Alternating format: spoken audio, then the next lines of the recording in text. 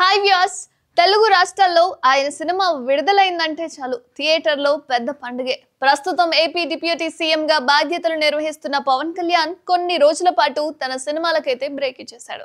పవన్ చేతిలో ఇప్పుడు 3 చిత్రాలు ఉన్నా సరే అవి రిలీజ్ కావడానికి కొంత సమయం పట్టేలా కనిపిస్తుంది.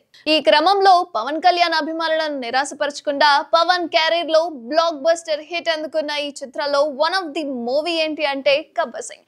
పవర్ స్టార్ 56వ పుట్టినరోజు సందర్భంగా most awaited re release movie ఏంటి అంటే గబ్బర్ సింగ్. ఈ సందర్భంగా స్పెషల్ షోస్ వేస్తున్నట్లుగా కూడా కనిపిస్తుంది. కాబట్టి ఈ విషయంపై అధికారిక ప్రకటన కూడా వచ్చేసింది. ఈవెన్ థియేటర్లో కూడా సినిమా బ్లాక్ బస్టర్ గా నడుస్తూనే ఉంది. దీంతో ఇన్నాళ్ళు పవన్ సినిమాల విడుదలకి ఎదురు చూస్తున్న అభిమానులకైతే ఇదో పక్కా స్పెషల్ ట్రీట్ అని చెప్పుకోవచ్చు. డైరెక్టర్ హరీష్ శంకర్ దర్శకత్వం వహించిన ఈ సినిమాలో అప్పట్లో బాక్స్ ఆఫీస్ వద్ద భారీ వసూళ్లైతే రాబట్టింది. ఈ మూవీలో శృతి హాసన్ కథానాయికగా నటించింది. 2012లో రిలీజ్ అయిన ఈ సినిమా అప్పట్లో 150 కోట్ల కలెక్షన్ అయితే రాబట్టింది. పరమేశ్వర్ ఆర్ట్స్ బ్యానర్ పై బండ్ల గణేష్ ఈ సినిమాను నిర్మించారు. ఇక ఈ చిత్రానికి దేవిశ్రీ ప్రసాద్ అందించిన మ్యూజిక్ గురించి చెప్పనక్కర్లేదు. Pawan mannerism, dialogues, action, music ప్రేక్షకులను అయితే ఆకట్టుకున్నాయని చెప్పుకోవాలి.